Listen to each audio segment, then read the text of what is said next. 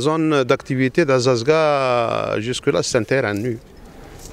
Donc notre priorité, c'est tout d'abord engager rapidement la viabilisation du site, qui va être arrêté ou classé en priorité pour notre action 2023. C'est une zone qui présente toutes les conditions les plus favorables, avec beaucoup d'atouts. C'est une zone d'activité qui est à proximité de la RN 12, qui finira, Inch'Allah, un jour à être aussi mieux exploitée avec le rail qui va toucher Azazga. Mais aujourd'hui, moi, j'ai préféré porter l'accent beaucoup plus sur la viabilisation. On ne peut prétendre que nous avons une zone d'activité si elle n'est pas viabilisée. Ça a découragé les investisseurs du parc. Et puis, on a fait le calcul à nous-mêmes. Finalement, on est en face de la réalité. Aujourd'hui, il faut qu'il y ait de la viabilisation pour tout d'abord secouer ceux qui sont retardataires pour lancer leur projet, et aussi donner de l'incitation et du courage pour ceux qui n'ont pas encore démarré. Donc, à tout point de vue, la zone d'activité d'Azazga, moi je trouve que ça sera la locomotive du reste des zones d'activité, parce que finalement nous avons tous les atouts à Azazga. Nous avons le tissu qui existe déjà, il y a une assise en termes d'industrie et d'investissement.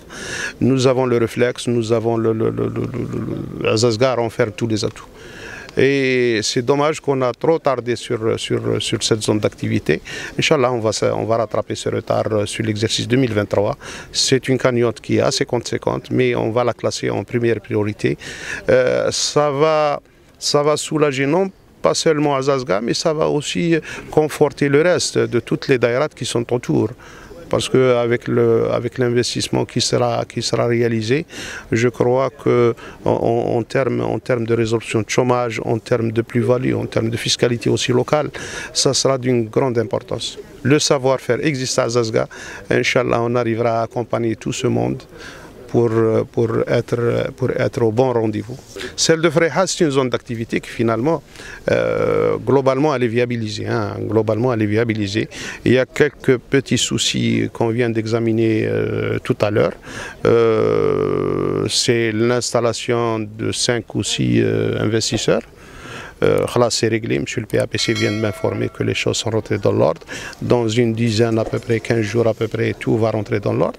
Il y a des déficits qu'on vient aussi de soulever, qui m'a été soulevé, c'est cette question de clôture qu'il faudrait achever par Divendius. Et sinon, sur le reste, c'est une zone. Je profite de l'occasion pour lancer un dernier appel à tous ceux qui sont détenteurs de terrain au niveau de cette zone d'activité.